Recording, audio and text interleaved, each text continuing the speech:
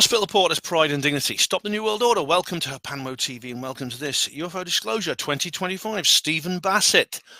Yes, we've got the Steve back on again. He's coming on shortly. Before I do that, I thought I'd run through a bit of exopolitical news that has emerged since the last show, which you won't have, the last UFO Disclosure show, that is, I did on Panmo TV, which you won't have seen because, well, the 5% of you that actually read Panmo Voice will have seen this, but the rest of you won't.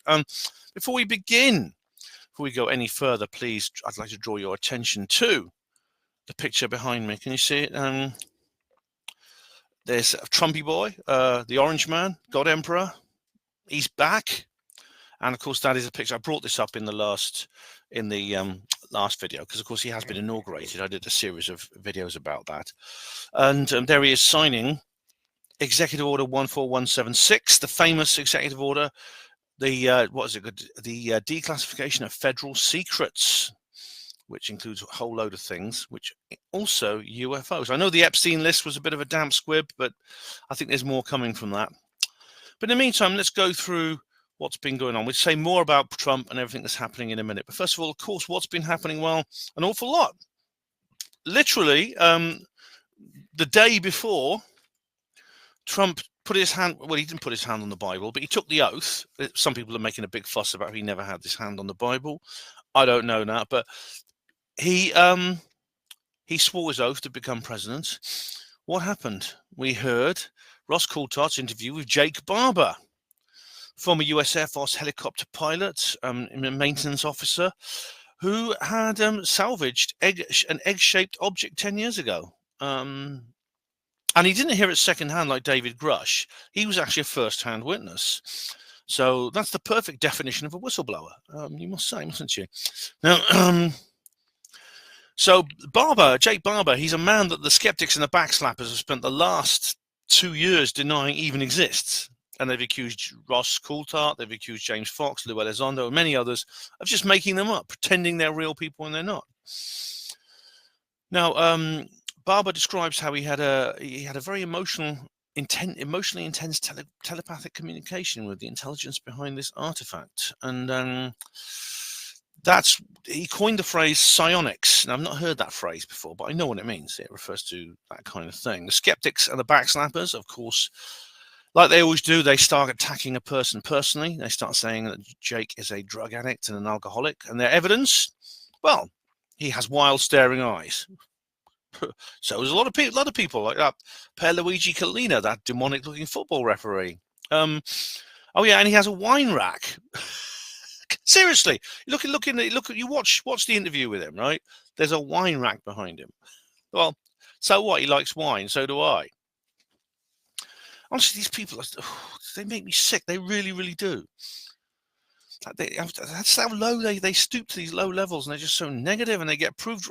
When they get proved wrong, like they are all the time, very rarely do they ever apologize and backtrack. I mean, Simon Holland is the only one I can think of who does that. No wonder they double down, they become more extreme. I mean, no wonder the late great Stanton T. Friedman called them noisy negativists. And most fascinating of all, this documentary includes a short clip of the UFO. Allegedly, is the UFO crash retrieval itself. It's only a few seconds long. All you see an object, an egg-shaped object being lifted by a cable, and there's a camera near the top of the cable on a helicopter. If this is shown to be genuine, it's the first time an event like this has ever been broadcast on television. It has a green tinge, probably because it's filmed in night vision or thermal imaging. The helicopter is held close to the lifting cable, and you see this white ovoid object at the other end, wrapped in some kind of net. The object is lowered to the ground, and the cable is released, and the object gently rolls over. The ground appears to be outdoors, but the quality is not good enough to see whether it consists of grass or sand. There's not a lot of downdraft from the helicopter, indicating it may not be a very large vehicle. The soundtrack is just a distorted sound of the helicopter's engine. Now, yeah. And of course, the skeptics and the backslappers have been on an absolute mutual masturbation orgy on social media ever since. They claimed they've immediately solved the mystery. You're not kidding me? Yeah. Their evidence? It looks a bit like a balloon. Yeah. Even Simon Holland got caught up in that. It looks a bit like a balloon. What is it with these skeptics and their balloons? They just love balloons. That's a balloon. This is a balloon. I saw a ghost in Buckingham Palace. It's a balloon. Yes. This is a perfect example of the clown's day off fallacy. The balloon theory wins by default because it doesn't involve aliens. And you need no evidence at all to support the theory. Debunking is reduced to an exercise of the imagination. And do remember that this supposed solution is based on just a single viewing of a piece of video on TV without any attribution at all. We don't even know for sure if it's the same incident Jake Barber has talked about. I've heard since it is not. I'm tempted to ignore these people if their grasp on logic is really this feeble. But it remains to be seen. This is early days yet. I say keep calm and rational, wait patiently. And I'd like to thank News Nation and Ross Coulthard for producing the program. It takes courage to do that. Deepest respect to Jake Barber for making the brave decision to go public. And I don't think it's a coincidence that this happened when it did, literally just before the inauguration, a day before the inauguration. That is just before the 20th of January. Now, I sometimes think as a UFO believer, quote unquote, we're in a no-win situation because we're always accused of not investigating things. But when we do investigate things, what do the skeptics about? What do they say, those skeptics? They say, stop investigating that. It's not aliens. How do you know that? I can just feel it in my bones. I can just guess. I just know it was a clown with a day off from the circus. So we can't win. That being said, they do have their little victories. Not many, but they do. And one of them is the first press conference by Caroline Leavitt, Trump's press secretary. She begins actually by saying, she says here, I do have news directly from the President of the United States, and this was just shared with me in the Oval Office from President Trump directly, an update on the New Jersey drones. After research and study, the drones that were flying over New Jersey in large numbers were authorized to be flown by the FAA for research and various other reasons. Many of these drones were also hobbyists, recreational and private individuals that enjoy flying drones. In the meantime, it got worse due to curiosity. This was not the enemy. Now, skeptics and the backslappers of all across UFO Twitter have descended into convulsions of vainglorious apoplexy. Yeah. It's one of their tiny few victories they've ever had is really going to their head. It really is. But if you look a little deeper, you'll see, we are actually staying calm about this. Now, it is palpable nonsense. There's no way the FAA, the Federal Aviation Administration, did not authorize these drones. We know because they told us so. We also know that Trump himself cancelled the trip because of security concerns related to the drones. He was going to do a rally in New Jersey. He didn't do it. Yeah, and also I don't know why this has happened. It is worrying, actually. It's worrying and it is disappointing that this has happened. I suspect Trump may not be addressing the American people at that point. He's posturing to the truth embargo. It's clear that the conflict between Washington and the national security state has since flared up.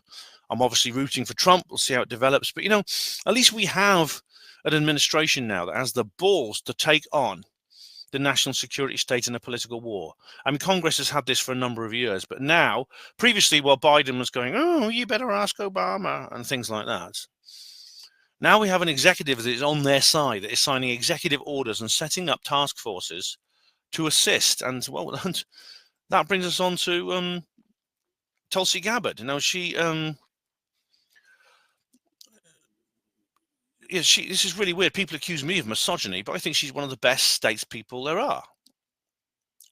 She's shown herself to be dedicated, honest, patriotic, open-minded. She's not perfect, but, she's very anti-war, and the reason for this is because I think she has seen the results of it firsthand, because she served as a nurse in a field hospital. Now, she's now been appointed, she's picked by Trump to be Director of National Intelligence, Avril Haines' old job, extraterrestrially, that one. Now, then every cabinet member has to go through a confirmation hearing. which is rather like an elaborate job interview. The legislatures in Congress basically ask them questions, and they can be robust, they can be demanding in this session, especially if they oppose the administration. Sometimes they use it as a platform to trumpet and to preach. And Tulsi is going to be regarded by the Democrats as a traitor because she was a Democrat. But now, Haynes mentioned ETs, and she coined this famous adverb, as I said, but she did that at an informal public interview in a church. But she never referred to the alien presence in her official capacity. Now, Tulsi did so. She volunteered the information. In her opening statement, she said, "In our meetings, many of you expressed bipartisan frustration about recent intelligence failures and the lack of responsiveness to your requests for information. UAPs, my emphasis, drones, and more. If confirmed, I look forward to working with you on these issues." She brought up other things, COVID, Edward Snowden. She refused to call Edward Snowden a traitor. I mean, let's stick to the UAP issue for now. It's very significant she made this stance at such a crucial point in her career. She could be excused for omitting the little green men when having to prove herself to the panel of belligerent lawmakers. I wouldn't have thought any worse of her. She just didn't mention the aliens just this once, all right? Doesn't mean she's against investigating them, but she just not bring them up. Not volunteer that information. The fact she's done so means she is concerned about it, and she also knows that this instance of NHI is, as it's called now, is being taken seriously at the highest office. And she knew that by saying that at the confirmation hearing, she would not be disadvantaged. This comes at a time when the new administration has been giving out mixed messages, as I said, and I'm pleased to say Tulsi gained the votes she needed. She has the committee stuck to party lines. The GOP, luckily, did get the Senate and the House of Representatives in the election, as I've explained. They've all got their hearings. Ratcliffe, Kennedy, they've all managed to be passed through, which is good. That's a good step in the right direction. And now, one thing's for certain: this executive order that Trump signed has not been gathering dust at the bottom of some in tray. It's amazing, isn't it? When the political will is there, isn't it extraordinary how quickly things actually do happen? You know, you got to be very careful, right? If you're confronted with a political figure and you come to them with some complaints and they say, "Well, I agree with you, and we're going to do something about this, but first we need to sit tight and assess for a while, maybe do a feasibility study," right? If they say that to you, they're liars and they're trying to trick you. That hasn't happened in this case. Within the 15-day, easily within the 12th of February, easily within the 15-day time limit that Trump set, there was a press conference. It was the lady from Florida, Anna Paulina Luna, announced on Twitter she was going to host a press conference of national importance. The American people deserve the truth. We've been kept in the dark for so long. Considering her interest in UFOs, along with her fellow Floridian, Jared Moskowitz, the entire UFO community was on tenterhooks over what she might be about to reveal. She was backed up by James Comer, who's the chairman of the Committee on Oversight and Government Reform. The address was very short. It was just 18 minutes, but it's one of the most incredible things I've ever heard an elected official say. Ms. Luna announced the creation of a task force to administer the executive order to declassify federal secrets, which she will be heading, and she pledges that the second Trump administration will prioritize increased transparency. This is a new era, she said, with a new relationship between the people and the state, the light of truth.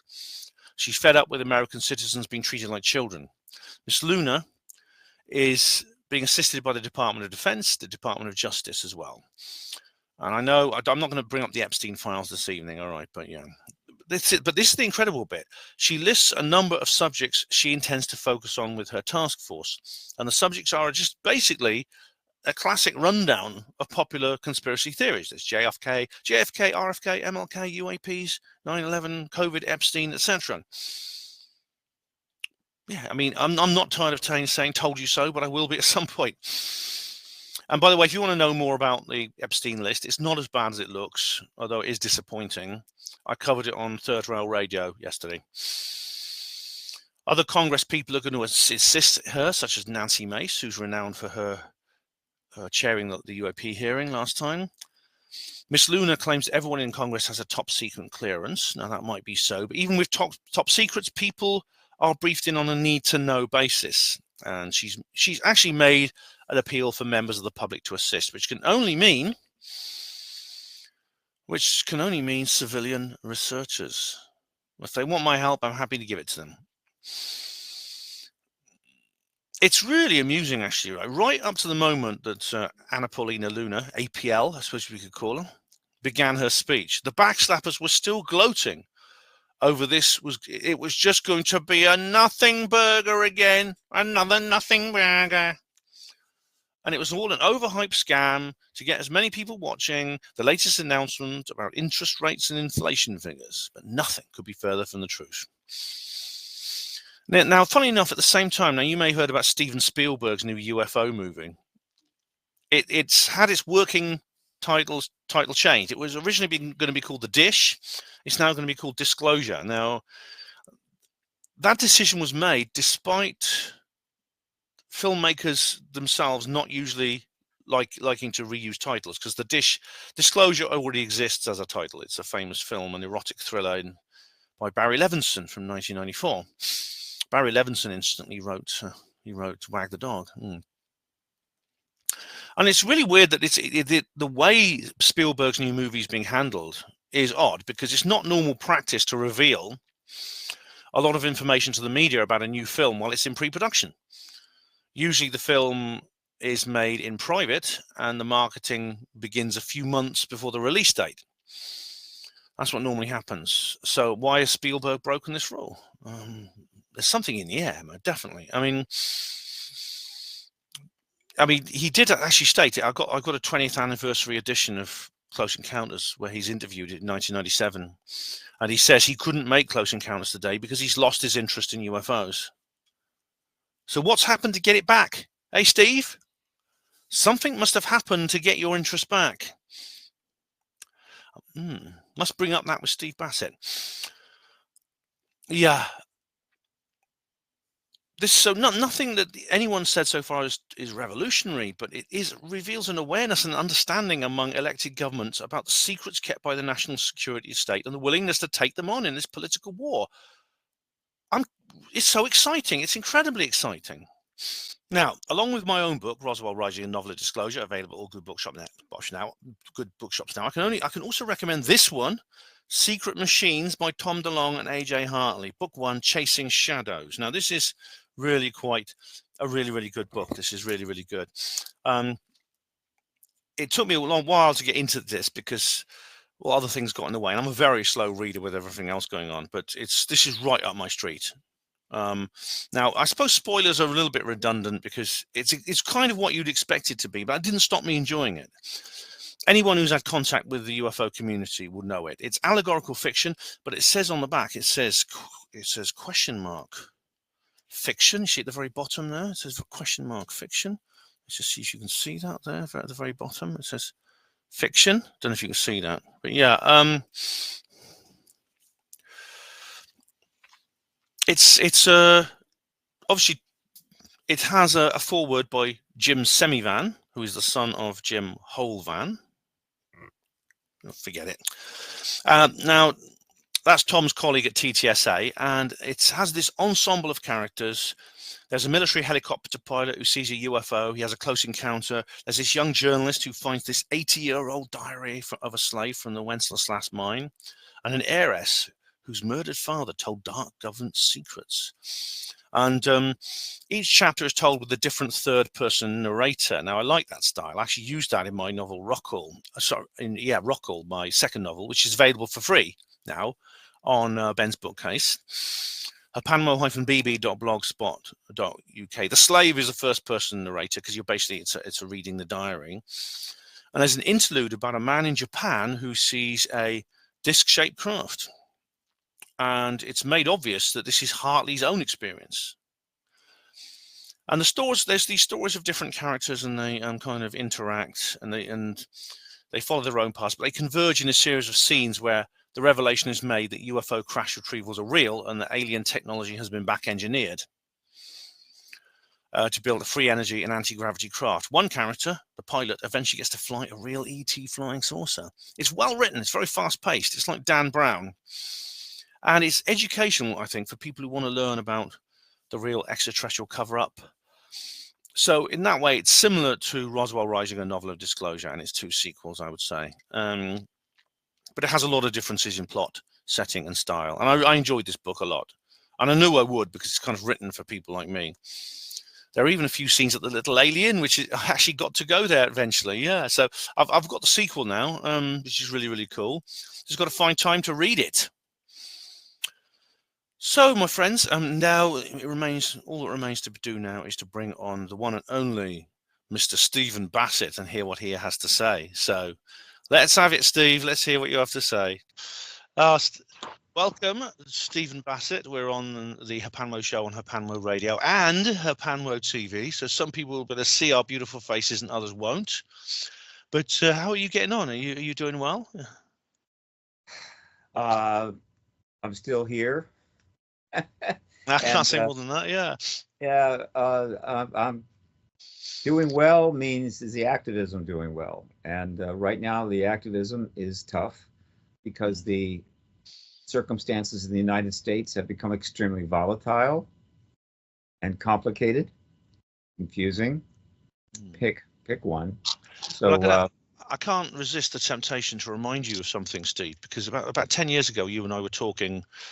This is when President Trump was running for his first term, and you said that Secretary Clinton would be the disclosure president, and she didn't win, and a lot of people were upset about that, and Grant Cameron went in a real blue funk for about 6 months, I remember. But now we got Trump back, and this is him signing order 41676, so 41776 or whatever it's called. And what do you think? What do you think of that? Remind me what that order is about. Right, this is the disclosure. So the declassification of federal secrets. Okay. Yeah. Again, there are things happening which are positive, right? That are actually positive with respect to disclosure prospects. But the circumstances, the political, are very volatile, and so it's difficult to get traction. As soon as you're making some progress here, then there's this massive amount of distraction. So on the positive side, here are the positives. We have 4 pieces of legislation that have been passed. The last one was the largest. It was cut back, pared back. Most of the powers were taken out of it, but the basic essence was there. And that remains on the books. That's the NDAA. It was for the 24 Defense Authorization Bill, and that was the UAP Disclosure Act, which is still the act, but they pared it back. They took the powers out of it. So we have that. We have had a couple more hearings, several hearings recently in the Congress. The most important one was on November the 13th, and this was when the House Oversight Subcommittee. This particular hearing was chaired by Nancy Mace, and the witnesses were Lou Elizondo, Schellenberger, a journalist, Mike Gold, and Admiral Tim Gallaudet.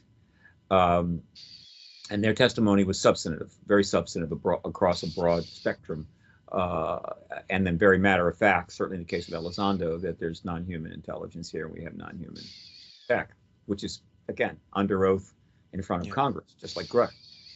But this kind of broad testimony from 4 individuals is the kind of testimony that gets the attention of high-level officials and academics and what have you. So that was important. And then 6 days later, Senator Gillibrand went out of her way to interview, do a briefing and a hearing with Kozlowski, who is the new head of Aero. All right. And he testified. It was nothing shocking, though there were a few things in it that were very interesting. Yeah, Susan Goff was sitting right behind him, I remember, sort of like looking at him very, very sternly. Do you remember that? Well, I'm aware, but I don't know why she was there and what that meant, but Gillibrand went out of her way to let us know that she had talked to Kozlowski in a skiff before the briefing, which is, it's not unusual to speak with a witness before the briefing, but that caught my attention. So that she was in a position to ask him whatever question she wanted to, and him to give her, strong answers, because it was a skiff and it was going to remain there. So that was a message from Gillibrand that she's still serious about this. But probably the most important development is that Nancy Mace, I was able to, several people were trying to get to Mace about the next hearing, the one that's going to be after the 13th, next one coming up. And I had the good fortune of meeting with her privately and then doing an interview along with Bob Salas. He was the focus of the interview with her. It was filmed by Tyler Robertson. It's up on the web. You can find it, not too hard.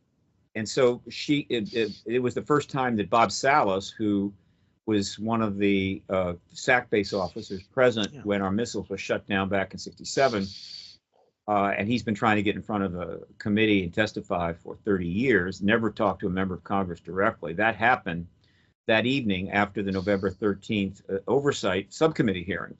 She pointed out that she wanted the nuke witnesses. Now, when I say nuke witnesses, I'm referring to individuals who were present when the missiles were shut down, or tampered with, or other tampering related to our nuclear ICBM system. One of those witnesses was Robert Jacobs, who just retired as professor. Yeah, cameraman. Yes, airport cameraman who filmed a rocket launch where a saucer, literally a saucer, that's what it looked like, came in, went around this missile at will that was traveling, I think, in excess of 8,000 miles an hour, shot beams at it, and knocked the dummy warhead off. That film was confiscated by the DOD or CIA, never been seen since, but he's been testifying it for years, and no one has been able to undermine that testimony that I'm aware of, nor is the government. No, and now his supervisor, Major Mansman, the man who told him to keep quiet about it, is now backing him up. So, that's right. So he is what we call a nuke tampering witness. There are others. The witnesses to the Rendlesham Forest case falls into that genre because we learned that eventually a beam of light was shot into the bunkers where nuclear weapons were stored, but yet weren't supposed to be there because of the certain status that we had with respect to they were unlicensed, they were illegal, And so, but the ones that were most, there are 4 witnesses that are ready to testify now, and I have informed all the offices of the Senate Intel Committee and all of the members' offices of the House Subcommittee on Oversight and Government Reform. And that's Robert Salas, Captain Robert Salas, Captain Robert Jameson, Captain David Schindel, and Robert Jacobs. All of them are prepared to go to Washington and testify under oath to Nancy Mace's subcommittee, or whoever is chairing that subcommittee hearing, or to a hearing in the Senate Intelligence community. I talked with Gillibrand after she interviewed Kozlowski briefly and let her know that I had submitted a set of witness affidavits and witness statements of these kinds of witnesses, including Jacobs and Schindel and Jameson and Salas and others, about 10 that had been given to the press back in 2019, though the press didn't really follow up. I've actually provided hard copies of that to all of those offices, as well as an electronic copy of all of those offices, as well as the videos, which are on YouTube, of the testimony of 3 of these officers to the citizen hearing on disclosure in 2013, where they took a mock oath before a mock congressional hearing made up of former members of Congress. All of that has been seeded into those offices. And she indicated she was willing to talk to Bob. Bob's willing to come out here to talk with her at any time. So we had seeded this whole situation to set up the next hearing, whether it was House or Senate, to be at least those 4 military retirees who were present when our nuclear missiles were tampered with by Kraft, right? And so this would be the hearing. that this is the one that would capture the absolute world's attention. It This would is indeed. not I a- mean, it would. I mean, I know some people are going to say, "Well, that already happened, didn't it?" Because there was the nuclear press conference, but that was a press conference at the National Press Club, not a hearing. Oh, I don't know who those people would be, but this is under oath before a Yeah, committee exactly. of Congress, That's and totally it will be different. seen by untold millions of people. Hmm. And so this is what we've been aiming for, and it's pretty much set up. So that's a positive thing. That's happened. Meanwhile, the House subcommittee, or at least the House rather committee on oversight, which has been at the head of the spear on this issue for some time, primarily the Republicans, but there are some Democrats without question. Chairman Comer made a bold decision to set up a task force. This is done from time to time. This particular task force is the Task Force on Declassifying Federal Secrets. That's the name of it. And they're going after, and he put Luna, Representative Anna Paulina Luna, as the head of that task force. Now, she's one of the key people on the subcommittee that has been pressing on the UFO issue. Okay, she's been at all the hearings, and she's been working with the other Florida guy, Jared Moskowitz. Well, yeah, they've both been into the skips and stuff. Mason, Luna, and Burchett are the three most prominent people they're getting the most press on this. Moskowitz is also getting some, but it's mostly those three, all Republicans, all conservative. So she's the head of that task force. Now, what they're going after, and they made it clear, is the JFK unreleased documents, the RFK assassination unreleased documents, MLK assassination unreleased documents, the Epstein files, right? And the UAP material. Yeah. So it's a shopping list, basically, of everything, all these conspiracies. Yeah. And so this no one's ever done this before. And they have subpoena power through the committee. So they can start subpoena people. She's already sent at least one demand letter. So they have confronted the matter of undue secrecy, disrespect of the American people's right to know and need to know, and so forth. And they are the point of the spear on this. The Senate Intel Committee, not so much, though they have spoken to it, right? But it is the House Oversight Committee that history will show that stepped up to really press this issue. Now, one of the reasons this is happening is because over the last 78 years, the public's trust in government has been slow at times and rapidly at other times, eroded by this fundamental disrespect for the public's right to know and need to know, as well as a massive overreach in terms of secrecy and classification to the point of absurdity, which has led to other problems because if people don't know what the hell you're doing, it opens the door for corruption and other things. And every effort to curb this has failed, and there haven't been many. And so ultimately, the public's trust in government has reached a point where the United States' constitutional republic is in danger. All right? Yeah, of course. Literally, I mean, we are coming apart at the seams. Now, this doesn't happen in a dictatorship that way. In a dictatorship, it doesn't matter whether the people trust the government or not, because they are going to be kept in line by fear and force. And dictatorships can last a long time that way. But democratic republics or democratic governments, whether they be parliamentary or whatever, they have to have the trust in government. If that fails, then the thing just falls apart. Maybe a dictator takes over. I don't know. And it has happened in history. That has happened, unfortunately. Yes. So the language eventually started to shape around this circumstance, this collapse of trust in government and absolute overabuse of secrecy. And so we developed phrases, and two of the most notable are drain the swamp and deep state. There are others. Right?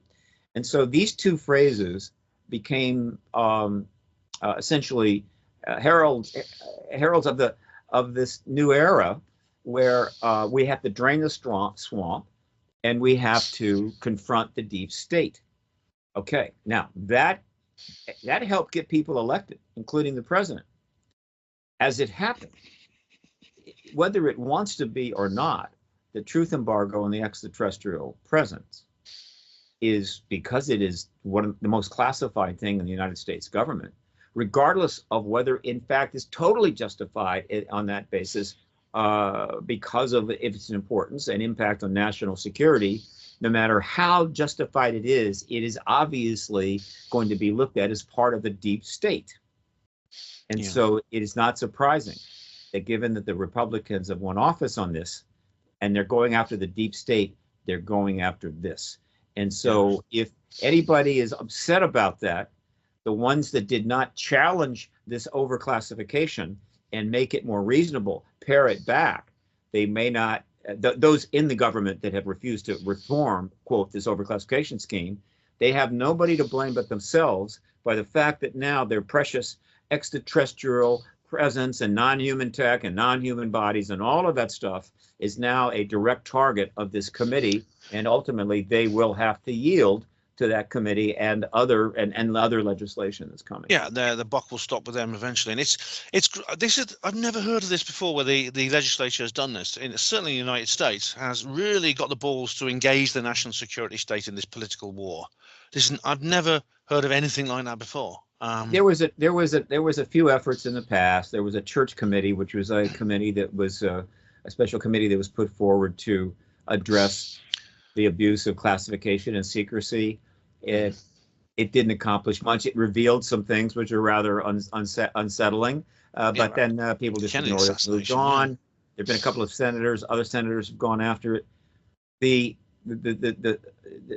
I think history will show that the incredible risk, existential threat of a nuclear war and the nuclear arms race between us and primarily the Soviet Union, eventually us, the Soviet Union, and China, and so forth, and the simultaneous engagement of our world by the extraterrestrials, which the government refused to acknowledge and instituted a truth embargo, but knew all about it, that these two things together, maybe not one or the other might not have been enough, but these two things together, literally over the last 78 years, helped and justified unbelievable amounts of money being spent to create the most elaborate structure of secrecy and both intelligence operations and classified programs the world has ever seen.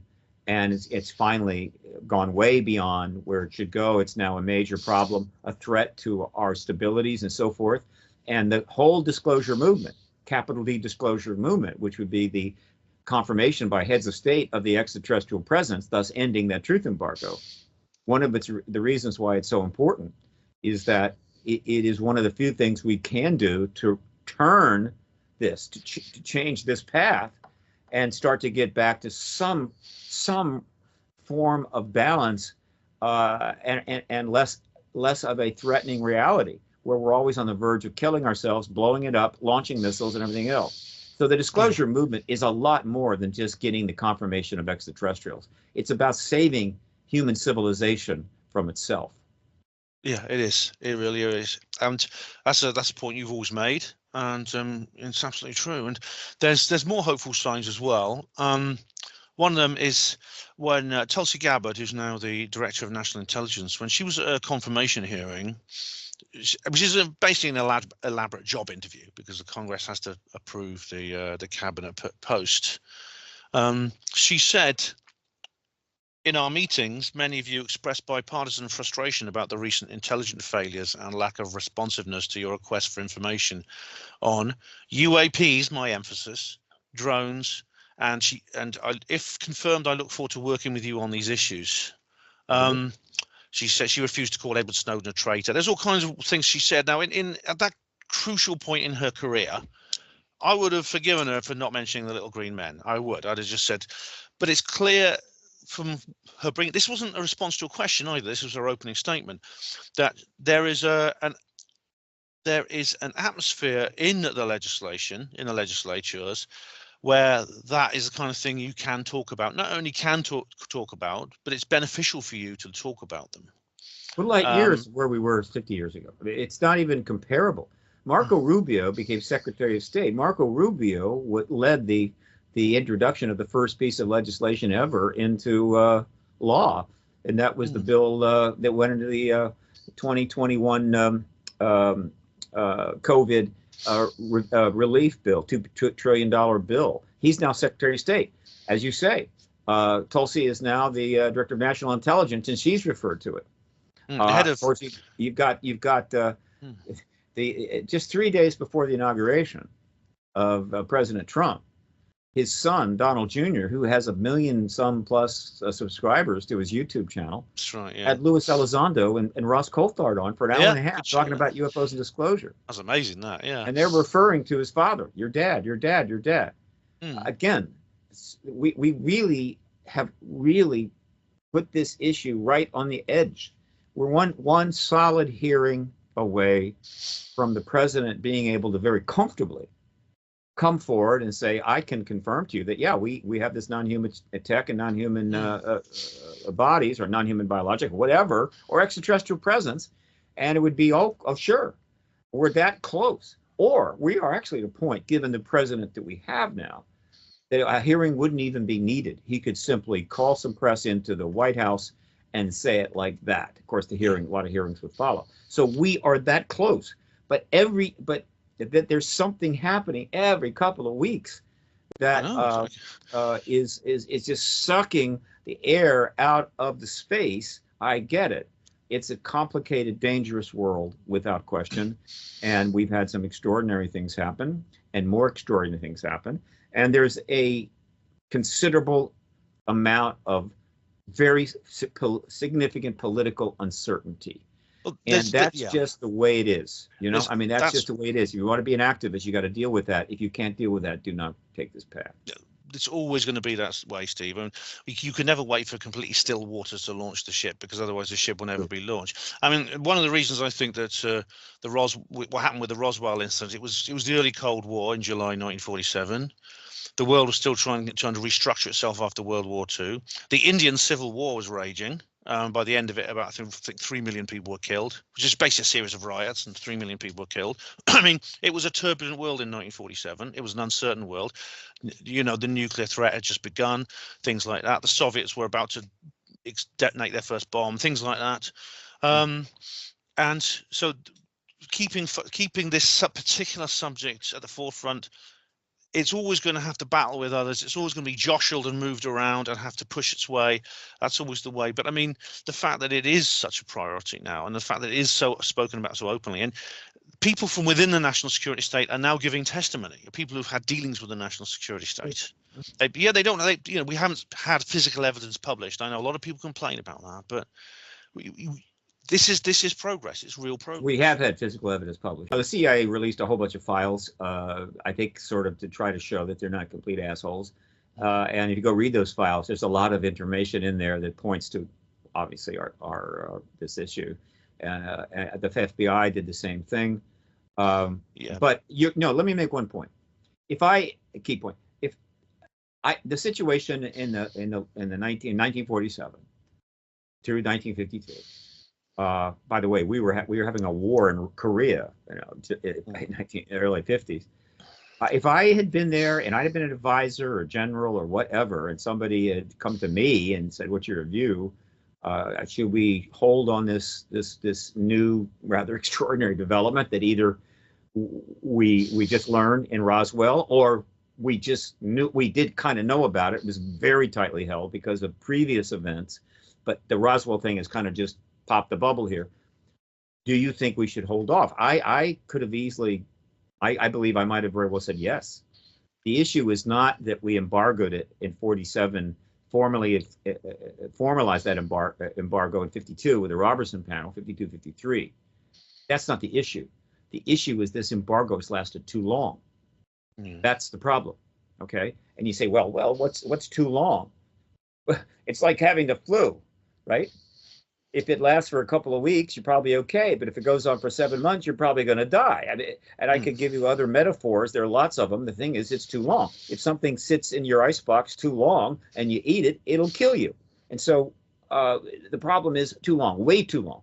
It should have ended after the Cold War. The first Cold War came to an end in the early 1990s. Unfortunately, the relationship between the new administration and the Department of Defense was terrible. And just didn't work out. It was an effort was made, but that effort in the early days of in the first couple of years of the Clinton administration had impact because it involved them, because people in that administration did engage it, such as Bill Clinton, Hillary Clinton, John Podesta, I think Leon Panetta, and others. That carried forward, particularly Podesta, and created a trail of engagement in other matters, which helped to bring this about. In other words, it spurred a down the line effect and other things, which helped the activism. So that's something, but that's when it should have ended. And boy, are our books going to be written about that. Might have changed the rest of that century. If disclosure had come out under Bill Clinton, I assure you, the rest of the century would not have gone the way it did. So that was the best chance. And then things just got worse after that. And so people are thinking, well, things are not nearly as bad as they were in 47. They are worse than they were in 47 or 52 right now.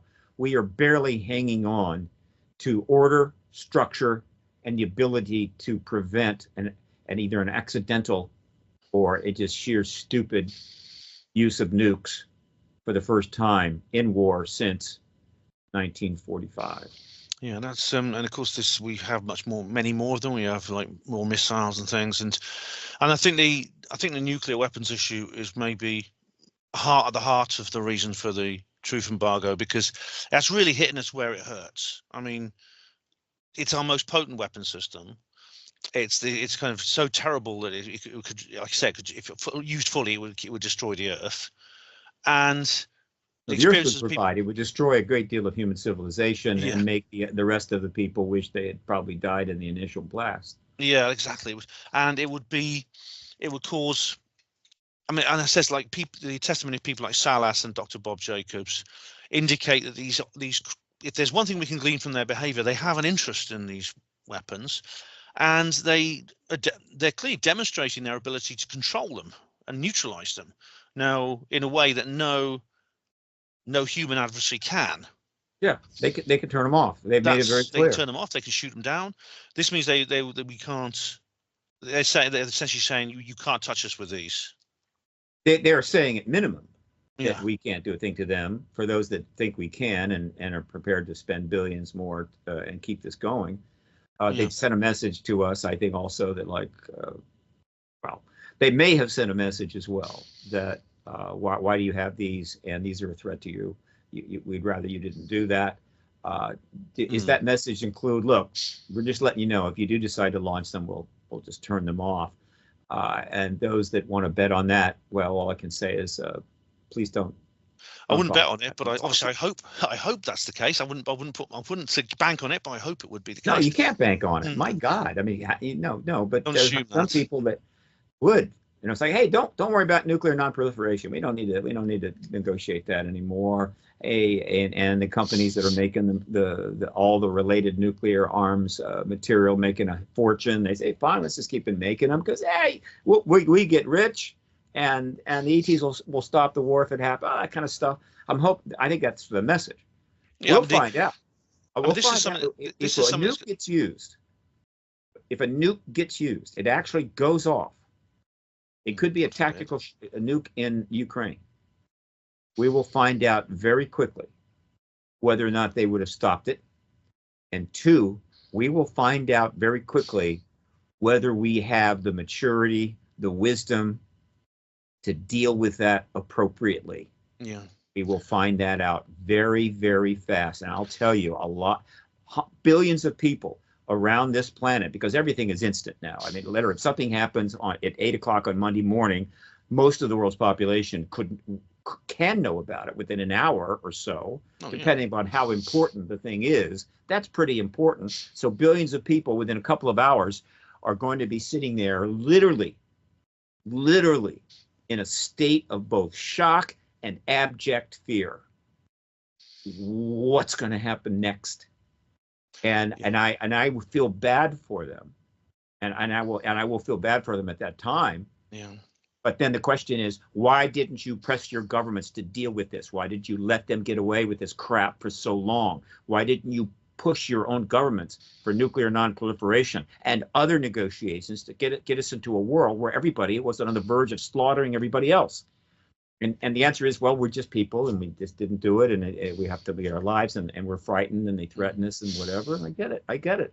But again, it doesn't change it, right? When that nuke goes off, I have a pretty good idea of how people are going to feel, and then we will find out whether or not we have the maturity to realize, Jesus, we have now got to step back and do nothing while we assess what just happened, right? And that's a what we'll call what's the word I'm looking for? That would be called an overreach, maybe by one commander in the field, okay, something like that. Not really a state decision, but then there's the accidental one where something big could happen. Right? There's horror stories of people, you know, there was that incident in the Soviet Union where the program was accidentally loaded onto the computer for an exercise, and everyone thought it was real, and they were almost going to launch when they suddenly realized it wasn't real. Well, there was also an incident where a missile out of one of the Scandinavian countries, I forget which one, had a trajectory which triggered the response of the defense system in the Soviet Union. That trajectory appeared to be heading to to target something within the Soviet Union, triggered the system, and at least one command base, I think south of Moscow, was given the order to launch. And other situations. I mean, we have been so close. Again, history. If there is a history, if there are highly skilled people, 100 years from now, maybe 50 years from now, really presenting a deep, thorough analysis of this era from 1947 to now, are going to literally excoriate us.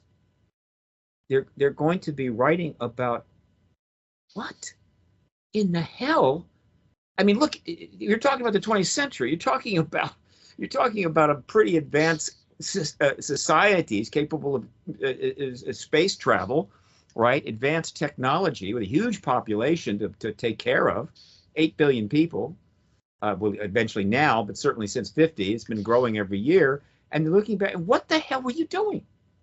Assuming we survive, right? Our historical record is going to be pathetic. Pathetic. And of course we'll all be dead. We won't have to apologize for it. Like, yeah, what the hell? Screw you. I'm dead. I could give a damn.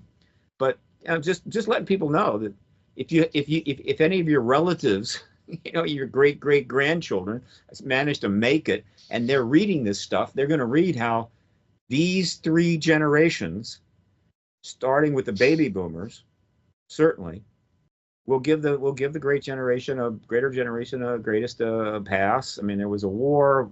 It was all set up in the early part of the 20th century. It ended in nukes. But then after that, right, those 3 generations, unbelievably awful, stupid, callous, pathetic, violent, and they're going to say, well, great granddad, man, was he a jackass? Or all the great grand, what the hell were they doing? It's just hard to get your, you go down back in history and terrible things happen. This, Rome invaded Carthage, or the Persian Wars, whatever the hell, and there's bad things that happen, but you kind of put it in the context of how much knowledge they had, the history at the time, and so forth. But you just can't find that kind of justification for the last 78 years. It just can't. It's just unbelievable ingrained stupidity, manifesting the worst of human nature when it's not even necessary anymore. And that's what drives me nuts and keeps me on Rolaids and baking soda in order to deal with my rather intemperate stomach. But that, I've never really said this before, but I'm happy to say it now. I'm embarrassed for the generation that I represent and the 2 that followed. Well, what does it take to get them, wake them up? I like exclusive, Steve. And I understand your position. And I mean, I suppose all we can do is we can do our best in our own lives, all of us. If we want to do good, we can do as much good as we can, and that's what I think you're doing, and that's what I'm trying to do. And we now, I think we may be, like I said, there's hope, and there's a chance now that we can change. It's not too late for us to change. Not too late. No, we still got some time. It's too late for the last I don't know 2 million people who died in our wars, our proxy wars and other stupid wars of the last maybe 10, 15, 20 years, but not too late for the living. Exactly. Yeah, there's still time to turn this around, and this paradigm shift is a major part of it, and it will change. It will affect the way we see ourselves. It'll affect, as Richard Dolan makes this point, it'll affect the way we see each other as much as it does the universe. And when we realize that firstly, we're not all powerful, we're not the gods that we think we are, and we're not the only intelligent species in this world that we operate on. They're not even on Earth, because of course they're here with us already. They probably have bases here under the sea. So they're here with us already. They got bases here, and if we have a nuclear war, they may leave, they may not, who knows. But overall, whatever awful stuff we do to ourselves, it's a tiny speck of dust in the galaxy. It's just not that big a deal for the rest of the galaxy, right? There are people that say, well, these nuclear weapons are causing problems for aliens. No, we're not. Not at all. Well, the engagement of our planet by the extraterrestrials, I think they have bases. I actually almost certainly have bases and so forth. So if we have a nuclear war, that's definitely is kind of disruptive. Well, it may or may not be disruptive, but it could be. I think I doubt that they're in danger of much, and they can just leave, right? But nevertheless, overall, the galaxy in general will not really lose much. Well, yeah, we will lose a great deal. And the other thing I'll say is this, and boy, what I loved it. I am not a, how would you say, aggressive guy. I'm not somebody that beats on somebody's door until they open it, right? Or have you taken away. You don't come across that way at all, Steve. No. I've not really I've not been able to get the access on the Hill that I would like. The people I would love to sit down with, I'm not able to get access to by and large. It's getting a little better. But if I could sit down with any of the members of Congress that have spoken positively to this issue, and there's a good 25 now, or any representative of the White House, the core message that I would give them is that history, hopefully, is going to record that as we got closer and closer to a catastrophic outcome, not just for a country, but for the planet, that an activist movement, which included perhaps the person I was talking to, successfully ended the truth embargo led by the United States on the presence of these extraterrestrials. And that became worldwide. Other heads of state joined in, and the world learned that they weren't alone. And then the world, and what we call a worldview change of great magnitude, or a paradigm shift, whatever you want to call it, the world then re-examined all of its policies and behaviors and its views on things, and came to a new understanding or a new idea of how to function as a global civilization. And as a result, we stepped away from nuclear weapons, got rid of them. We stepped away of wars of vanity or stupidity, and were able to achieve a relatively stable civilization that was productive, and we're able to take care of the planet and the people on it with a minimum amount of violence. That they will record that, because that is and therefore that person that I'm talking to, I'm basically saying to them, you have the ability to make that happen. You have the ability for people in the future to write those words. You have the ability to bring about disclosure, but you've got to get it done.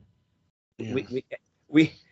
we've spent 78 years on this. There's a massive amount of effort and work and education. There's huge amounts of evidence out there. There's huge amounts of number of books and documentaries. There have been hearings and testimony and on and on and on. We piled it up. Just do it. It's don't say, oh, after the nuclear war, when we finally used the nukes and gotten that out of our system, we'll all get together in some bunkers or whatever and try to get something done before we die of radiation poisoning. No, that's what I would love to be able to say to them, because I don't think anybody is saying that to them in that way. And so I've never said that quite that way before, Ben. And so you are the first recipient of that. Glad to know what that means and however good that is for you. But you heard now it first that I've done it with you've given me the opportunity now to practice. Now I'm ready to go pro. Well, remember, you heard it first on Hapanwo. Yes, indeed. Yeah, but it's like I know it's true what you're saying. I mean, and to go back to briefly to the nuclear thing. I mean, it's pretty clear they don't want us to use these in space. I mean, there was this plan. I think the incident with Bob Jacobs was connected to this. There was this insane plan to detonate a nuclear bomb on the moon. Sometime in the 60s, they had this idea of putting on the rocket. They were saying, well, let's have a big enough one so it leaves a crater and things like this, and we'll name it after. We'll name the crater after somebody. All kinds of crazy ideas, and I think that project was cancelled partly because of what happened with Bob and the filming of the warhead. Oh no, I don't know. No, I know we've exploded some nukes in the atmosphere. Yeah, but this was talking about space here. I don't think. You don't think it's a again, connection? It's not that they don't want nukes in space. Again, I don't think that's a matter, right? It's, in other words, some people believe they stopped that. Somehow the ETs intervened there. They persuaded us to. If we explode a nuke on the that, moon, who cares? Unless the moon is in fact more than just a moon, and in fact it has some other aspects to it. But who cares? Well, if there's a base there, it'll be on the far side, because that's where it's out of sight, and it's a good place there. Yeah. Maybe it's actually it has something inside of it. Who knows? I mean, I love those theories about the moon. They're rather impressive. It's not that they want nukes in space. They absolutely do not want us putting nukes on starships and taking those into space. That's a different matter altogether, right? We want to explode a nuke on Venus. Who cares? Right? Blow up an asteroid. Who cares? But if we find out a way to move interstellar, as they have, and I still believe that, and nothing I have seen yet convinces me otherwise. The idea of us coming out there with these armed spaceships, which is what we'll do. There's no way, even in the wonderful Star Trek and that wonderful kind of society. It was like the Starship world was like its own society on that ship, and it was a wonderful idea to show some very good things. But this damn thing was still armed. It still blew things up. All right, we will take our nuclear weapons, the best ones we've got, we'll put them on the ships just to be safe, and that they're not going to allow. They cannot possibly be stupid enough to let us do that. And so I happen to think that's very much a factor in how this thing is unfolding, certainly with respect to what the ETs are choosing to do or not do, right? Because that's just not going to happen. Well, yeah. And I suppose Star Trek, as far as science fiction future scenarios go, Star Trek is among the more optimistic compared to some of the others that I've seen. The more optimistic, and yet we were blowing up Klingons and all the other, we were having wars in space. And well, to be fair, the Klingons tried to blow us up. To be fair, they attacked us as well. But, I mean, and then Star Wars, you got entire planets it? being blown up, right? Literally. Yeah, exactly. You've got Death Star. Entire planets being blown up by a single beam. Yeah. Right? So but that's not quite the thing. I mean, in other words, we're just in other words, Star Wars. Again, I watched all these films. God knows, I'm losing some of my enjoyment in them. But Star Wars was a projection of human civilization into a galactic, literally galactic reality. And that's how, in other words, if this is what humans do, we've been doing it forever. That's how we operate. And so if there's actually a galactic civilization, it can do the same thing.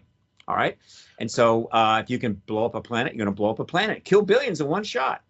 It projected us into the future. A lot of people didn't see it that way. They just saw it as like, wow, if here's a galactic civilization where they destroyed planets. Well, that's what we do. Only it's not planets, it's cities, right? Yeah. Whole swaths of territory, right? It's not killing off some extraterrestrial species. It's genocide. So we were just projecting ourselves into the future, correctly so. And so again, we've made it real clear what a starfaring human reality would be, and they are not going to allow that. Period. And I'm dying to find out if I'm right about that.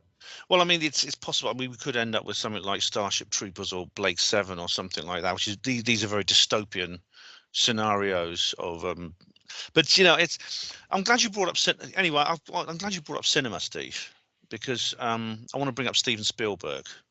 Now, when a film it's very rare when a film is planned. Usually, when it's in pre-production and production, you don't hear very much about it, and then usually it's just a few months before the release that the publicity and the hype begins. Sometimes it's thrown out in advance, usually for a very good reason. Now, Steven Spielberg has announced before when he first came up with the idea, he's going to make another UFO themed film, which is incredible because I have the 20th anniversary special edition DVD of Close Encounters, which has an interview with him recorded in 1997, in which he says, I couldn't make Close Encounters today because I just lost my interest in UFOs. But obviously something has rekindled that interest. And he's not only to the point where he is announcing beforehand, before the film is even released, that he wants people to know that he's making a UFO themed movie. It was going to be called The Dish. It's now going to be called Disclosure. Not exactly. First of all, he announced over 2 years ahead, that he's going to do a UFO movie in 2026.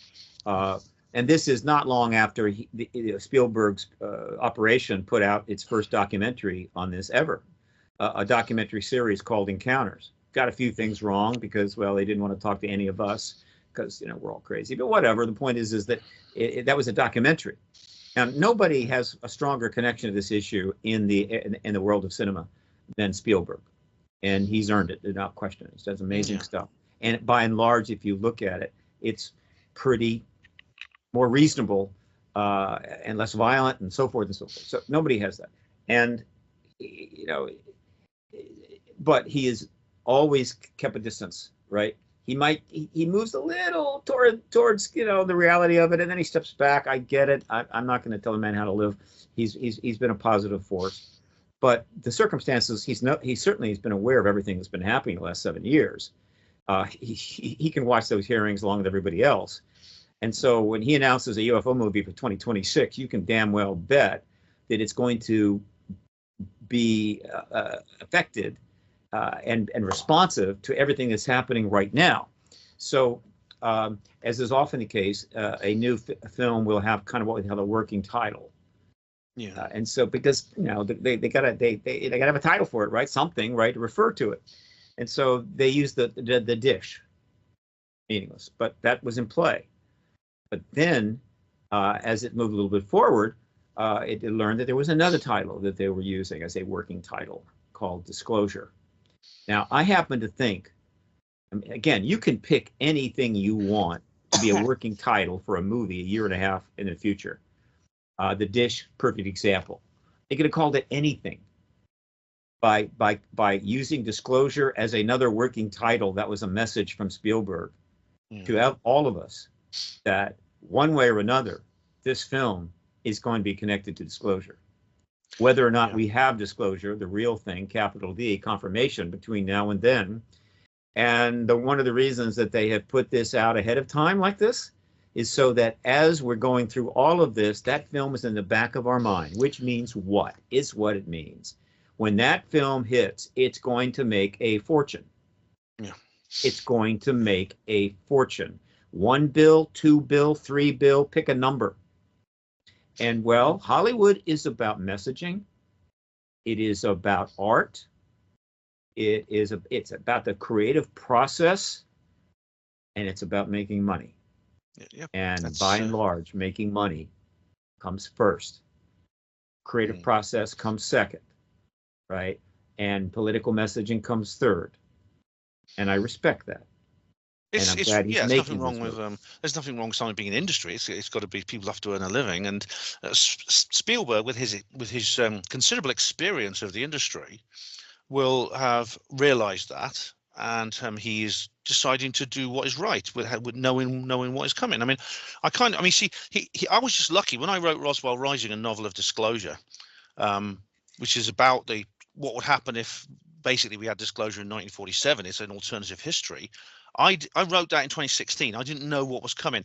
When by December 2017, I just released the second book, Roswell Revealed: A World After Disclosure. Get the links to me on that. Send me the links to those books. I didn't know this. How could I not know this, Ben? I mention it every time, Steve, you're on. But you talk to so many people, you just forget. It's all right. And you talk to so many people. Give me the links. I'm going to promo those books for you. Okay? I don't expect you to remember, Steve, because you talk to so many people. But a nice, easygoing guide. Send me the links. I'm going to promo those books. Okay. Oh, thank you very much. I will, Steve. I will. Thank you. But yeah, so I didn't know that was going to happen. I mean, I was just lucky. I was just, as a result, this is no doubt I mean, I don't know how many I would sold if it hadn't been for all this, but probably considerably less than I have sold as a result. Good for you.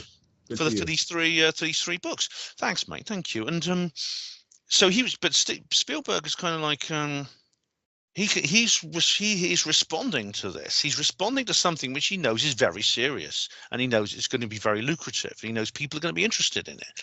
Of course, and it's going to make a lot of money. And look, there are many. Nothing wrong with that. The biggest directors, the biggest producer directors in Hollywood, and I spent some time there recently. Got into it very late in life. It was tough. It was brutal. From the Hollywood Alliance, the Hollywood Disclosure Alliance. But it is filled with incredibly brilliant people. The film, the series, the film, is to me the ultimate pinnacle of creative art in human history. It is very complicated, difficult beyond measure, and it takes and benefits from the most brilliant people you can find. And I have nothing but respect for them. And they have made a fortune off of this subject. Somewhere in the range of 600 sci-fi movies as of now have had ETs in them in one form or fashion, generating maybe up to $200 billion in total revenues, maybe more. They've made a fortune. But what they haven't done is support the activism in this field. Virtually nothing. And so what I would love to see, and I don't want to mention too many, I'll mention Spielberg, but there are others that I could easily mention, but because his record on this is good, and because he's done, the films have been very positive. What he hasn't done is there's organizations that he has the resources to make absolutely powerful overnight. Yeah, you get involved, like Soul Foundation. Right? Yeah, the science think tank put together by Gary Nolan out of Stanford, which is setting up for the post-disclosure world. And again, I'm only using him as an example. There are hundreds of people with the ability to literally make these organizations massively effective overnight. But I'm just using him as a placemaker. Sorry, Stephen. There is the UAP Disclosure Fund, which is going to engage the politics of the post-disclosure world out of San Francisco. There is the New Paradigm Institute, all right, which is got all the bells and whistles. That's Danny Sheehan's organization. And that's Danny Sheehan's organization. Down the road from you. That has special bells and whistles to do almost anything, given the money, right? The Hollywood Disclosure Alliance, which I set up with Dan Harari, which is in Hollywood, trying to network people together. It wouldn't take much money at all for it to be extremely effective. Nothing. That's small. And the Paradigm Research Group is very small. Hell, $40,000, and I could rotate my airplane. They're just not doing it. I know it'll be a penny. They're just not doing it, and it's so unfortunate, because they have made vast sums of money off the massive awareness of this issue that has been generated by the activists and citizen science journalistic effort to do all the hard work when the government was saying you're an idiot and a fool and crazy to do it, and doing other things to literally get in your way, undermine, intimidate. Decades of this. And yet the film industry and the people in that industry, good people, brilliant people that have made huge sums of money, simply are unable to support that work for whatever reason. I can speculate. but it's never too late. They could jump in at any time and make and fuel the activist movement to guarantee that there is no way the truth embargo will last much longer. Yeah, because they should think of it as giving back, because goodness me, their films are inspired by our work. Let's face it. It's just because of people like us and our interests that they draw on a lot of it when they make their movies. You remember one of the earliest movies that came out? One of the very earliest sci-fi movies was called The Day the Earth Stood Still. Yes, I've seen that. That's Michael Rennie. It was a film about a UFO landing. Yes. You know, that was only a few years after Roswell. 1950, 3 years. Yes. I think it was after. I need to check. Maybe I should do that, but I think it might have been after the July 52 flight of the ET craft, the plasma balls over the Capitol in July 52. I need to check on that. I can look it up. That's how fast the film industry responded, and they didn't just respond with an extraterrestrial in the film. It had a theme. And what was the theme of The Day the Earth Stood Still? Is that you are becoming a danger to yourself. Yeah. Right? You're destructive, you're behaving badly. We're taking note of this, and you need to do something about it. That's so the fundamental core message of the disclosure movement, now 70 years later, is exactly the same thing. That the Hollywood film industry already had the message in when they made the Day the Earth Stood Still, which, by the way, they made a remake of that. Yeah, so I mean, I just want to point that out. You know, they had it. Oh, Steve. And they can't. But they still can't then convert that into real life developments, not just film, not just message on a screen, but financial support for the activist movement to get this truth to the world. Well, we'll see if that changes with this new, because I mean, the Hollywood Disclosure Alliance includes people like you say, Daniel Harari, a man I've spoken to and I've interviewed. Bryce Zabel, I've met him. He does a regular. No. Bryce Zabel is not in the Hollywood Disclosure Alliance. Okay, all right. It has about 190 members, and I invite people to go to HollywoodDisclosureAlliance.org and see the 90 members of the film world, you know, that world, and the 90 members of the UAP world, some of which have a foot in both camps. And look at the people that are willing to put their bio and their photo up there as founding members of this networking 501c3. Yeah, and the things that we could do, you know, the kinds of events we could hold and so forth is a very broad spectrum of things, given that kind of an entity, a networking entity, which is virtually unlike anything else out there except the Environmental Media Association, which is very huge and been around since the 90s. If we had a modest amount of funding, $50, $60, $80, $100,000. And so what can I say? All we can do is ask and do the work. And then the question is whether the people that have absolutely made a fortune off of this reality in fictional form are willing to put their money where their mouth is and help get the truth to the world. I think there are a few that, and those that are in the Hollywood Disclosure Alliance are doing that, but these are people that are great people, but not necessarily the ones that are have massively funded and rather made massive money, and that's not surprising. People with large money, have great responsibility. They're very public. Everything they do, they have to consider it very carefully in case it causes a problem for them. I get that. But the fact is that the very wealthiest amongst us have been funding somewhat complex and occasionally controversial causes for years, for decades. No question they do that, right? And some of them fund this and they get criticized for it, and some fund that and they get criticized for that. But this issue is unique in that it is one that the truth embargo was so effectively conducted that they still think, oh, somebody will be upset with me, and I don't think this is the case. They've all been literally threatened, really existentially threatened by the government. Get rich, but don't touch this or we'll kill you. I don't think that's the case. but there is some No, explanation why probably they not. have It wouldn't funded. work for that many. Yeah, it wouldn't work for that many people. But there is a reason why, because as you said, a lot of them are philanthropists of various kinds, and They all are. and they have this Most every one of connection. I mean, Peter Coyote, for example, who narrated James Fox's The Program, he's famous for playing the keyring man in Spielberg's E.T. movie. So he's some of them. Some of them have definitely helped in the sense they participate in documentaries as narrators, like Coyote and Matthew Modine, and that's great. That's one way they can help. And and the fact is, I don't think either of these gentlemen are massively wealthy. I'm sure they're quite comfortable. I'm not talking about comfortable people. I'm talking about people that are worth $100, $200 billion. Those kinds of people, and there are plenty of those in the Los Angeles County attached to the film industry.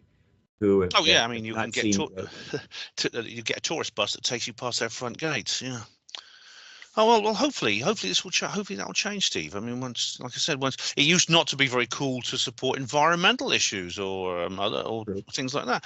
It was only like in the 1960s with various charity TV shows, the idea of raising money for famines in Africa became trendy and things like that. You know, it's this could shift. This could shift. It could become a kind of. But as controversial as the environmental activist issues were, the government wasn't conducting a massive campaign to convince the citizens of the countries or the U.S. that there was no environment. Yeah, that's kind of. Why are you concerned about the environment? There isn't an environment. What is this environment you're talking about? Yeah. And so this particular situation is unique, in my view, of all major activist matters. And nothing like it has happened really at this level. I'm not saying that there's something similar, but the U.S. government, along with its allies, have maintained the position and still essentially do that everything we know about this is completely false, illusion or lies. It's like I don't think I can't think of anything in history that compares. I mean, the Catholic Church certainly suppressed a certain science, and within the world of Christians, they sort of convinced a lot of people. There were people paid a price, were going up against the church, and that lasted for quite a while, though parts of the rest of the world did not have that problem. And so the Catholic Church's suppression of the reality of our solar system and that science, it lasted quite a while, but well, actually, it didn't last. It didn't take that long for them finally to sort of admit there was truth, but it took them quite a while before they would allow a book on the subject in the Vatican Library. But that doesn't compare to this. No. It just does not compare to this. What has happened since 1947 is unprecedented in human history. It is the most complex, established, institutionalized lie of all time, conducted in a time when you have more and more people, billions and billions and billions and more people, and you have more and more countries who are not living under dictatorships, so that if they go against the state's policy, they get murdered. No, nothing like this ever. It's amazing to me that it still stands at all. And so, God, I just hope more people get on the disclosure train and be part of the future instead of hanging on to this goddamn policy that you don't have a right, need, or to know. You couldn't handle the truth if you did, and we are your daddies and mommies, and we will take care of you, and you will do whatever the hell we say. That's just like I very wish people would say enough of this. Well, you know, my own title, my own books. I mean, depending on how much I sell, you know, I'll obviously, if I get the chance to fund you and Danny and the others, I will. Same. No, if, I mean, no. I'll keep it for myself. If you sell 1 million books, talk to me. Otherwise, you spend that money on yourself and taking care and doing your podcast, my friend. Will do, mate. Well, but your contribution is you're a platform in which we can talk, and that's plenty, and that's enough. Thanks, mate. Thank you. But you know, I will. If I sell more than 1 million, I'll give the rest to you. And indeed, if sure. I'm willing to negotiate a film. I mean, Steve Mera reviewed the book, and he said it would make a great movie. And so I'm willing to negotiate rights if anyone's interested at the Hollywood Disclosure Alliance. Wait a minute. Oh my God, Ben! I just realized something. You're not in the Hollywood Disclosure Alliance, are you? Am I not? Oh, right. Well, Are you? I don't know. I'm not a filmmaker. I'm a writer. I'm not a filmmaker. I'm No, not the American. Hollywood Disclosure Alliance is film content industry on one side, UAP on the other side. You are a UAP person. I'm signed up to their mailing list. I'm signed up to their mailing list. Well, hang on. This. I can see something. Yeah, Okay. I can see it there. There's Don Schmidt, Michael Schratz. So here we go. Yeah. So here is. Let me just point this out since I'm beating the drum. By the way, there are plenty of UK people in this, including filmmakers. Okay. I recognize Bridget. So these are the UAP members, right, in the Hollywood Disclosure Alliance. All right. Todd Curtis, I'm going to interview him. Yeah. Yeah. Of course, Richard Dolan. Yeah, Richard Dolan.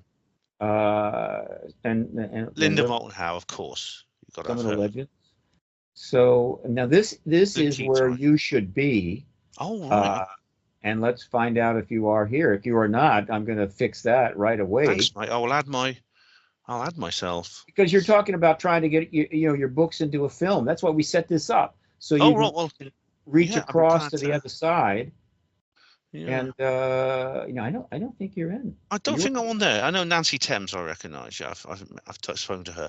But I can send you my bio and picture over, and you can add me. And that'll be what I need. I need a headshot roughly along the lines of what you see here, and I need a bio, not a resume, but a short bio along the lines of what you're going to see here. Like if you just click on the bios and you have examples of that. I know Bridget. Yeah. Let me back up. Let me just check, just in case you got put for some reason over on the other side. So these are the Hollywood founding members here. Right. Oh, Dave Altman. I know Dave Altman. I know some of these people. Oh, sure. Some of these people are pretty accomplished, and we're, believe me, we're aiming high. I mean, believe me, there is nobody in Hollywood that we would not put on in a second. But again, we're new, and it's a new thing, and I think some of the biggest names in the industry are a little reluctant to maybe jump on this. I get that. That's okay. Fingers crossed. Like I said, like we said before, that will change. Hopefully, things can be trendy. By the way, Shirley MacLaine is one Oscar winner. She's our one Oscar winner. We're hoping to get some more.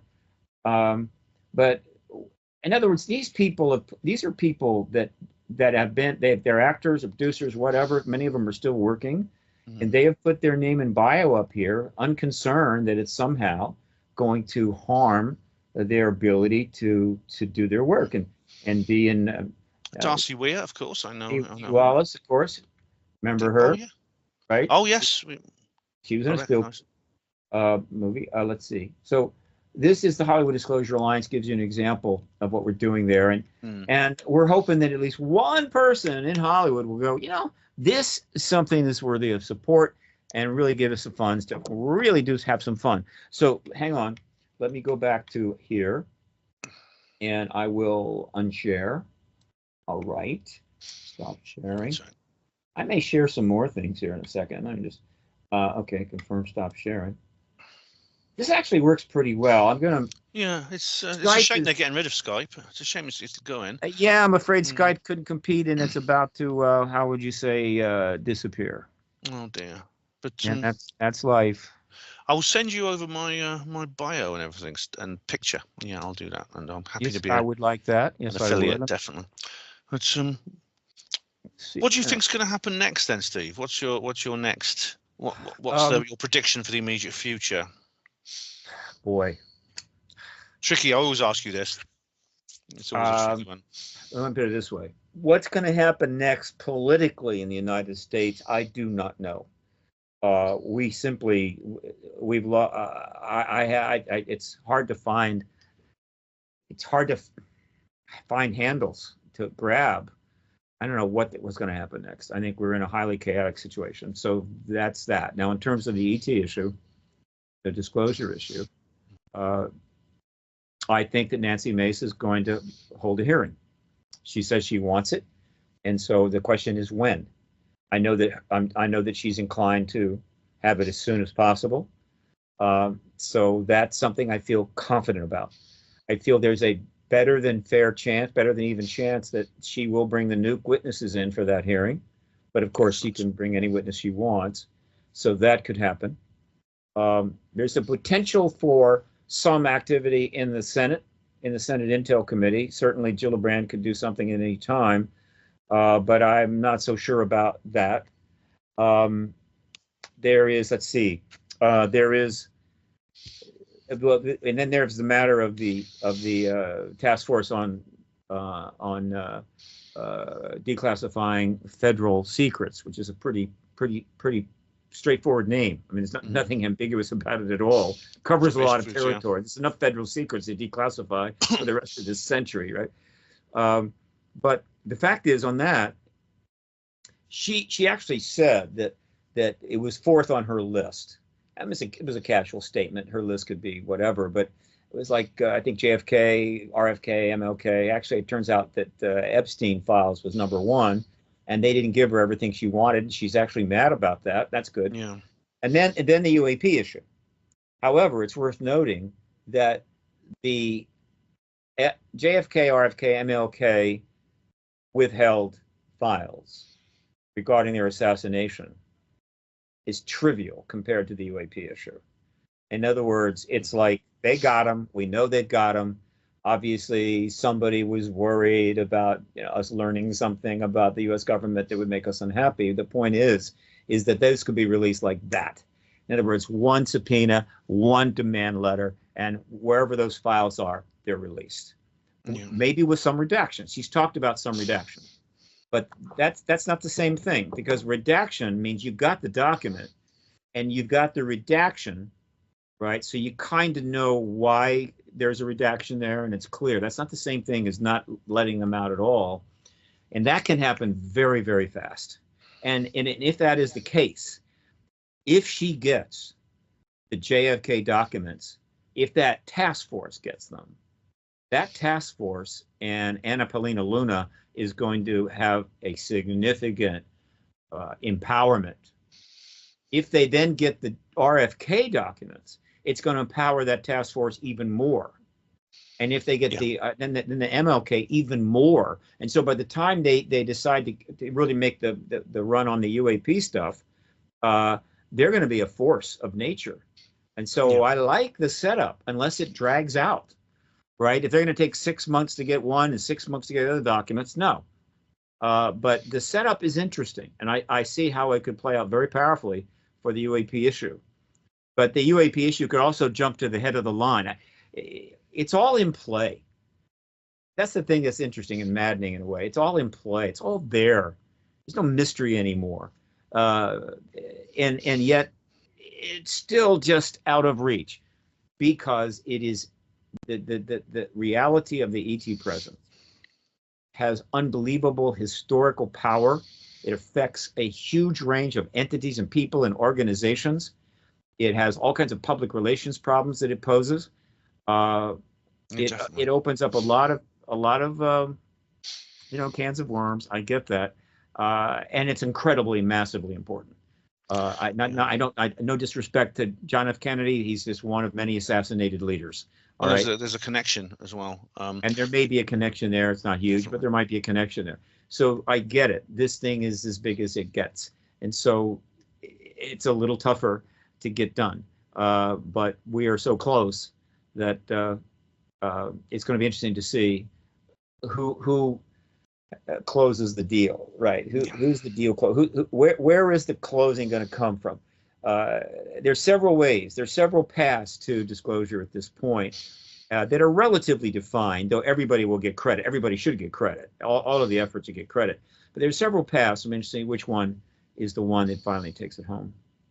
Yeah, definitely. I mean, it could be, like I said, it could be several people, could be several nations. We don't know where it's going to come from. But yeah, I mean, and as you said, once one domino falls, others will. I mean, the Kennedy assassination, for example, it'll raise questions. Like, if they can keep that quiet, they can laugh at people who said otherwise. Then what else is not real? What else have they been lying about? It may be revealed, there's a connection between the Kennedys and Marilyn Monroe. They both had affairs with Marilyn. Marilyn actually had a marriage. She was married to a man briefly, Robert Slatzer, and she knew someone who was interested in UFOs, and he introduced her to Dorothy Kilgallen, a journalist who'd been researching a possible UFO crash retrieval. This could be why. I mean, it may be true, it may be false, but these are the questions that people are going to ask. Was that one of the reasons that Kennedy was taken out? Yeah, let me make a distinction here. There are lots of infinite numbers of stories which are not quite what they seem. What we're interested in here is extremely significant classified information that should no longer be classified, embarking the national security interest and so forth. That's what we want. And that should be, and that will be the focus of this task force, and I think future efforts. It's not about running every tabloid story down and every little thing like that. It's irritating and so forth, but just in the area of very important information that absolutely the public must know in service to the public good, that's enough, and there's plenty of that. So I'm less interested in knowing why Dorothy Kilgallen died than knowing how many crash vehicles we have. No disrespect intended, but this is a national security matter, and these people are they're not getting into the I hope they don't enter the tabloid world, but rather they focus on the fundamental and significant national security matters that are attended to the overclassification and abuse of secrecy in the United States. Possibly. I mean, I personally think that these things can help. I mean, it raises people's questions, in my view. But we'll see what happens. Anyway, we'll see what happens. But anyway, Steve, we've been going for quite a long time now. It's been good to talk to you again. Are you going to be a contact in the desert? Oh, I'm hip deep in contact in the desert. I can't imagine it without you. Yeah. Yeah. They've allowed me to help put it together. I'm not an owner, but I put it together, and so I'm going to be there. I'm going to lectures and workshops, panels, the whole 9 yards. It's going to be a major conference. It's going to have some extraordinary speakers. We've made some corrections to fix some problems that were last year. That's going to make it much more, I think, enjoyable for people and more fun, and guarantee a better experience. But we're hoping that we're rewarded with a very high attendance. We need that. This conference has lost money every year, and that can't continue. We've got to have support. So Contact in the Desert, May 29 to June 2, Indian Wells Resort, just south of Palm Springs. Website is gorgeous. One of the most gorgeous websites I've ever seen on a conference. I know the name of the person that is leading that job, but contactinthedesert.com is where you can find all the information about the conference. They're about to put the schedule up, but it's still a ways away. We've got some panels to put together. Nice. But the timing of it it could be extraordinary. I mean, you think about it. A lot can happen between now and May 29. So it may make it even more cool to be there if you can't make it. I'm going, definitely. I mean, I had such a good time last year. I couldn't resist it. I've been saving the money, and I'm going to go. So I will see you there, definitely. Excellent. I'll see you there. Brilliant. And so what I'll do is I'll put in the description box. You can tell us about your website. So is it Paradigm Research is the place to go? It's still paradigmresearch.org. I became a nonprofit 501c3, so American citizens can get tax deductions off of any contributions. Some contributions are coming in outside of the website. That's okay. They can be direct. So but we have a full donation section there. Large donations are better to come in direct through the Paradigm Research Group to avoid the fees. But I am in a position to raise money from tax deductible funds finally, and I've got many projects lined up and ready to go as soon as significant funding comes in. I'm still officed in the National Press Building, 2 blocks from the White House, and in a position geographically to engage in a lot of ways. So it's a perfect place. I'm hoping that eventually I'll get a breakthrough on the funding, and that'll happen. Oh, great. Well, just brilliant, Steve. Well, obviously I'll keep in touch with you, and I'll see you at Contacts, and I will we'll keep in touch, and whenever there's developments, I will discuss. One other thing, Ben. One other thing before we go. Very soon, because of the developments that are happening, right? It could be post-disclosure, but it might be before disclosure. I'm going to do something I did years ago, I did 4 international speaking tours, and all of them were set up by supporters. In other words, they set up the venue, did all that on that end, and then I come in and I presented. I've done 20 countries. I'm about to put that same message out to the PRG supporters about individuals who have the wherewithal to establish a venue for a presentation on this subject. Any country, I'm open to any country, anywhere. And so, and obviously, the UK will be on that list. I know a number of people want to set things up in the UK. I've been there many times. I'd love to. Yeah, I'd like to do that. So watch for that. That's going to go out. I don't know how. It may not be too long before I put that out. I'm not quite ready yet, but I want to get out there and start conveying and engaging people outside the U.S. again and talking about this because we're so close. So I might do it before disclosure. I might wait till after. We'll see, but it will be almost certainly this year. Yep, so, I could believe it. I mean, I've often doubted it, but I feel we're so close now. We're so close, and the end is getting near. The finish line is in sight, ladies and gentlemen. And so, Steven Bassett, go to Paradigm Research Group. Thank you very much for being on Hapanwo Radio and Hapanwo TV. And I'll talk to you again very soon. I'll send you over the material you asked for. And let's get you up on Hollywood Disclosure Alliance right away. It was an oversight, Ben. Don't take it personal. I don't know. It's all right. You can see lots of people. All right, man. Bye-bye then. All right. Take care. Bye. Bye. And so that was the great, the amazing Mr. Steven Bassett, Executive Director of the Paradigm Research Group, an organization campaigning to expose the reality that there is a non-human intelligence engaging the human race. I wish him all the best. I really, really do. Can't wait to speak to him again. And so what's coming next? I don't know. I don't know what's coming next in the realm of UFOs and disclosure of various, not just UFO, but other conspiracies coming to light. I know the executive order is been signed. A lot's been going on. You watch my Trump videos and you'll see that I feel very optimistic and enthusiastic about the next 4 years. I really, really do. Although, of course, there's no guarantees. We'll have to wait and see. We can only hang on and wait and see. That's all we can do.